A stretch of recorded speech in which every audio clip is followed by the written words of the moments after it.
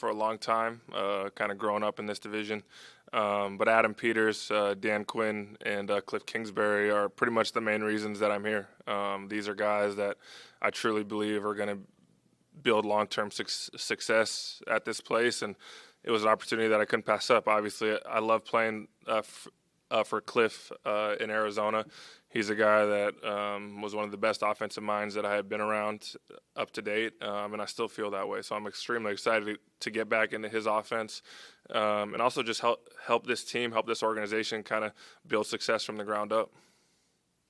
What is it about his offense that you like so much? I mean, I think the job of any really good coach is to put the players in position to be successful, and no one does that better than Cliff, in my opinion. He wants to put his guys in positions to make a lot of plays, whether it be running the ball or throwing the ball and catching the ball. He's going to do everything he can to put his guys in positions to be successful, and he's one of the best I've been around in that regards. Obviously, it's very, very early in the process, so I can't wait to see what he does with these quarterbacks, and I would say whoever else we bring in. Zach, Sam Fortier with the Washington Post. Welcome to D.C. What do you expect for your role here? Yeah, I mean, I think my role is to make plays on the field and be a leader off the field and on the field for this team. Obviously, this is my 12th year in the league, so I've been around this league for a long time. I kind of understand my role, and kind of what they presented to me was to kind of just do what I do on the field, hopefully get open for the quarterback, and my job is to try and make their job as easy as possible. So that's the role that I expect, and it's up to me to go out there and execute, to be healthy, to go out there and make plays for this team, and that's what I'm excited to do. Hi, Zach. Nika Javala with the Washington Post. As you were kind of made this decision, I mean, how many other opportunities were you kind of weighing at the time, and what, aside from Cliff, really appealed to you about what Washington is doing right now? Yeah, I mean, I think obviously there were a bunch of teams that were interested in signing me, not only once free agency started, but even going into last season when everything happened in Arizona. But I didn't want to jump into anything just to jump into something. I wanted to evaluate all the options and make the right decision, not only for myself, but for my family as well. Obviously, it's not just a decision for Julie and I anymore. We have an 18-month-old boy at home, and so the decisions are much bigger than myself.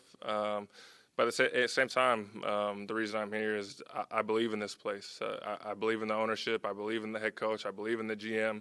I believe in the OC. I look at the skill group, and I think this is a group that can be extremely talented, a group that could be extremely hard to defend. And obviously, I can give 1,000 different cliches about why I think we're going to be good, but at the end of the day, it comes down to putting work in on the field and on the practice field and getting better, because no player should be where they are today by the time the season starts, or by the time when, as a team, as a player, you always want to be peaking at the right time and improving constantly. And I'm not a guy that is going to sit up here and say I'm a finished player. There's always something I can learn. There's always something I can get better at. So I'm excited about doing that. And I don't know if you've followed closely or at all some of the moves they've made in recent days, but if you have, just what are your general thoughts on some of the guys they've tried to bring in? Yeah, obviously it's hard to speak on anyone in particular right now just because of all the rules and whatnot. But I'm excited about possibly playing with a lot of these guys. I've played against them for years, and so I see what they're building. You could see what the new GM is prioritizing. I think every free agency or every draft, it should be evident what organizational philosophy is, and I think you're starting to see that here.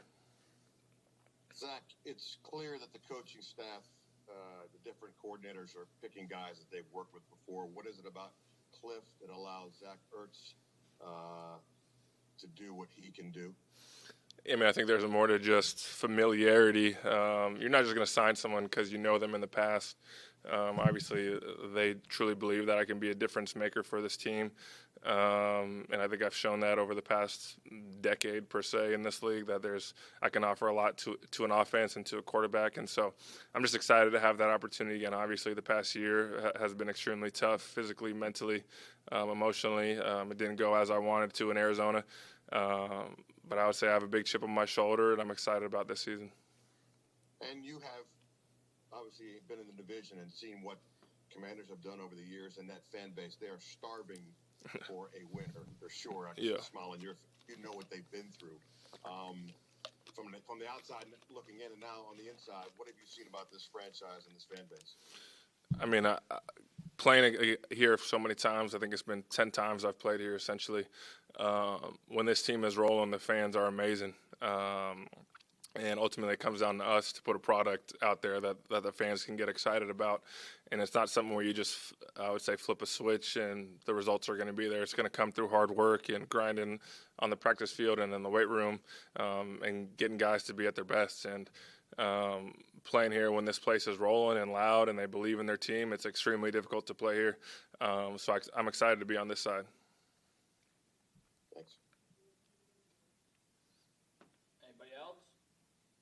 Hey, Zach, David Harrison, Sports Illustrated Fan Nation. Welcome to D.C. You haven't had a chance yet to play back in Philadelphia since you last played with those guys. Have you put any thought into that, or has there been enough time that kind of has dwindled down for you? Yeah, I mean, obviously, I had a lot of great years there. We had a lot of success as a team, and everyone knows how I feel about Philadelphia as a city. Our foundation still does a lot of work there, but in terms of reception or playing back there, I haven't really thought too much about it. I'm sure when that week comes about, I'll give you a better answer. But right now, I'm just focused on the news of being here and being in this organization. Yeah, and then a couple of your teammates back there hanging it up, Travis Kelce and Fletcher Cox. What are your kind of memories of those guys and kind of their impact as teammates for you and your career? Yeah, Travis is obviously still playing, but Jason is. I mean, both those guys, I played 9 years essentially with them. They helped me through so many difficult moments in my career, and I can honestly say without either of them, I probably wouldn't be the player I am today, or have been throughout my career. Kelce and I, obviously being on the same side of the ball, shared a lot of moments together. Fletch and I, pretty much brothers at this point, talk so frequently. So those two guys, obviously amazing careers. They deserve all the accolades that they have earned because of the work that they put in and the leadership that they brought to that team. And so it's an unbelievable career for both of them. Hey, Zach, Scott Abraham, ABC7. Welcome to D.C. Obviously, you've had a lot of success in the NFL, and you just mentioned you have a chip on your shoulder. Is there a part of you that feels like you still have something to prove? Yeah, I mean, I think there's always. I've never felt like, hey, I've made it. We won a Super Bowl. I didn't feel like we made it. I have the record for catches in a season by tight end. I didn't feel like I made it. I feel like if I've ever lost that chip, I feel like I should have retired at that point or left or done something else with my job status. Because I feel like I have a lot to prove in this league. I still feel like I can improve as a player. And I'm going to do everything I can to make sure that the DMV is getting my best this year. And it's something I'm extremely excited about. You know, as we speak right now, we don't know who the starting quarterback is going to be for the Washington Commanders for this upcoming season. How do you view this situation, and how can you maybe be part of the solution? Yeah, obviously I have no idea what the decision is going to be. Building a team is a 365-day-a-year job, so whatever they do today may not be the final verdict come September 10th or whenever the first game is. But at the end of the day, my job is to be open and create separation and make the job as easy for a quarterback as possible.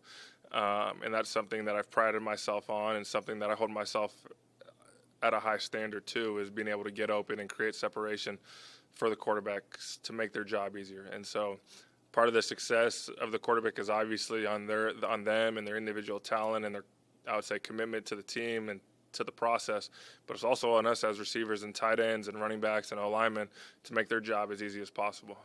And so it's not only about the quarterback. Obviously, they get a lot of praise and a lot of blame, but it's a full team, 11-man sport, and that's why the sport's the best to play. We'll take two more. What's your off-season program look like, and what will you be focusing on? In terms of my individual off-season program? So yeah, my off-season program started months ago, honestly. I was training every day hard the moment everything happened in Arizona. I was ready to go in case the situation presented itself. But at the end of the day, I think you need to get after it in the offseason. It's not a time to just train and do whatever you want to do. I would say you got to grind because you got to callous your body each and every day to prepare yourself for that 17-game schedule. So that's something that's a process that I've already started. And then when we get on the field up here with the guys, I'm excited to be out there with them. It's something that I've prided myself on, is being a guy that loves to practice, and the only way to get better at football is by playing football. You're not going to get better just by sitting on the couch or training. Obviously, that is a factor, but you got to practice football to get better at football. Last one.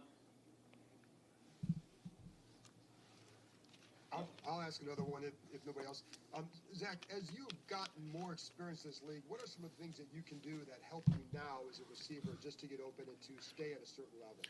Yeah, obviously, I've gone against so many different defenses in the past. I kind of know the defensive scheme just as well as those guys to a certain extent. And so being able to understand the scheme, understand leverage is something that I've always prided myself on.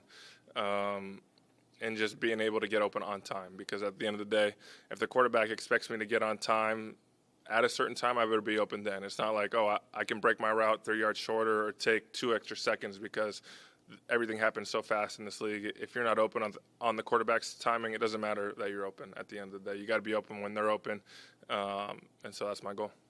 Thanks, Zach. Appreciate it. Thanks, everybody. See you guys. Thank you. Thanks, Zach.